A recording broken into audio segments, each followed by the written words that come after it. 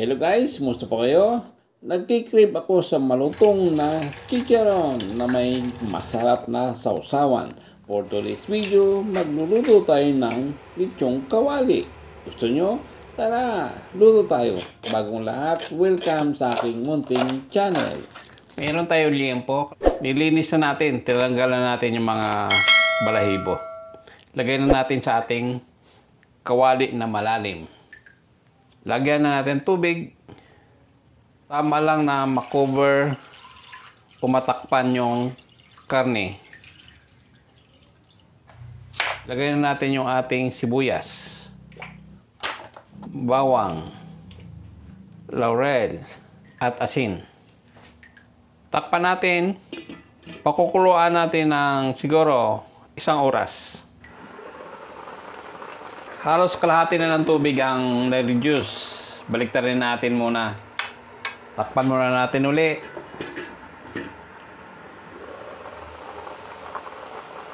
Balik na natin sa dating position.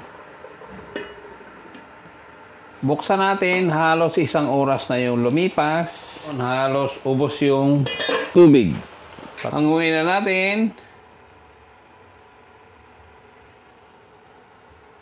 Palamigin lang muna natin ito. Okay, ito na yung ating liempo na nilaga. Tutusukin lang natin ng ano. Ito mayroon sa matulis. Oh. Nabili ko lang sa TikTok to.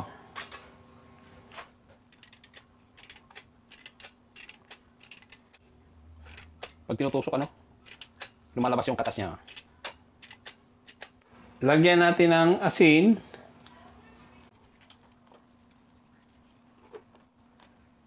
Pagkatapos malagyan, paikot, saka natin irarab para kumalat yung asin. Patutuyuin lang natin to sa sa electric pan. Hatiin natin to mga papsi para pag pinirito natin mamaya, madali siyang maprito.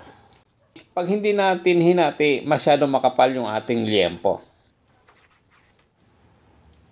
Lalagay na tayo ng mantika. Lagyan na natin yung ating liempo.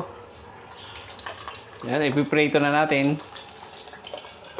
Takpan natin, baka pumutok-putok.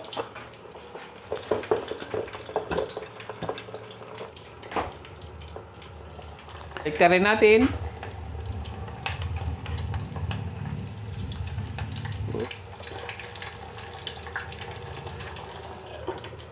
Takpan natin uli. Hanguin na natin.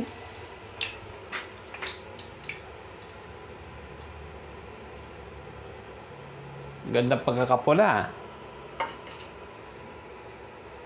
Lagay natin sa plato na may paper towel para tumulo yung mantika. Sunod natin tong 1 piraso pa, 1 ihiwa. Takpan natin, baka na naman magtalsikan yung mantika. Pag na golden brown na, baliktarin para pantay ang pag-brown. Pag okay na, hanguin, ilagay sa plato na may paper towel. Itabi muna at palamigin. Gagawa na tayo ng sausawan. Maghihiwa lang tayo ng sibuyas ng maliliit.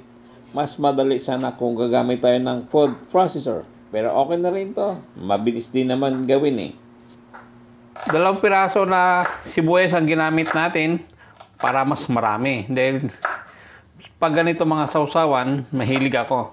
Lalo na yung yung fishball na may ganito, sibuyas na marami. Gustong-gusto ko 'yon.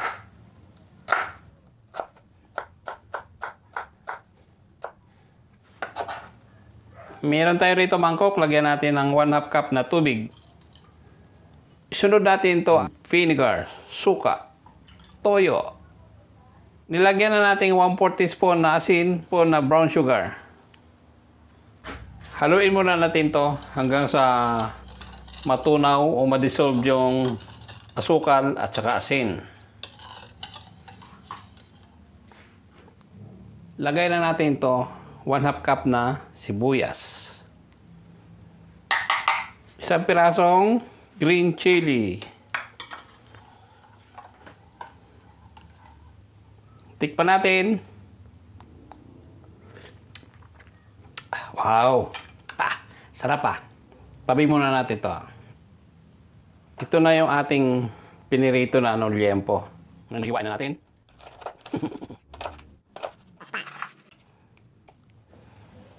Lagay natin dito.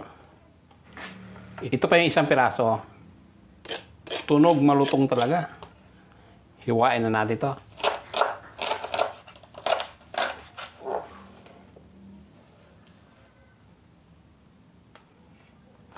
Ito na yung hiniwalay natin na tinimpla natin na walang bawang.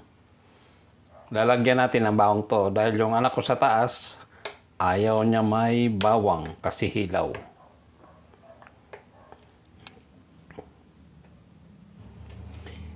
Ito na yung ating nilutong lechong kawali with sausawan. Alright, ito na yung ating niluto, lechong kawali. Titikman na natin to. First time natin gumawa nitong lechong kawali.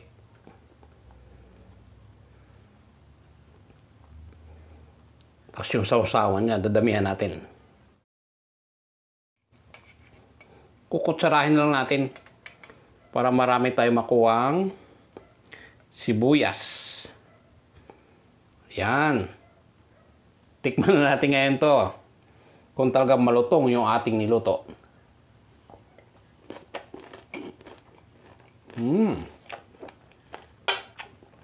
Wow. Ang sarap ng sausawan. Tapos yung kasi maliit lang yung taba niya. Hindi mo natin isasawsaw to. Tignan natin tong balat niya.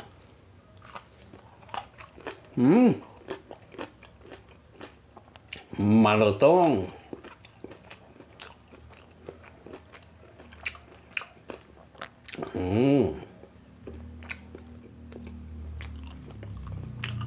Ayan. Tapos sinawsaw natin kaso kunti lang yung nakuha natin na sibuyas.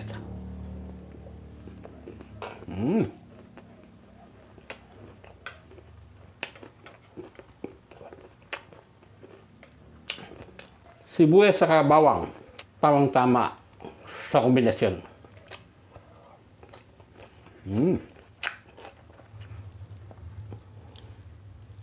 Subukan natin itong sibuyas.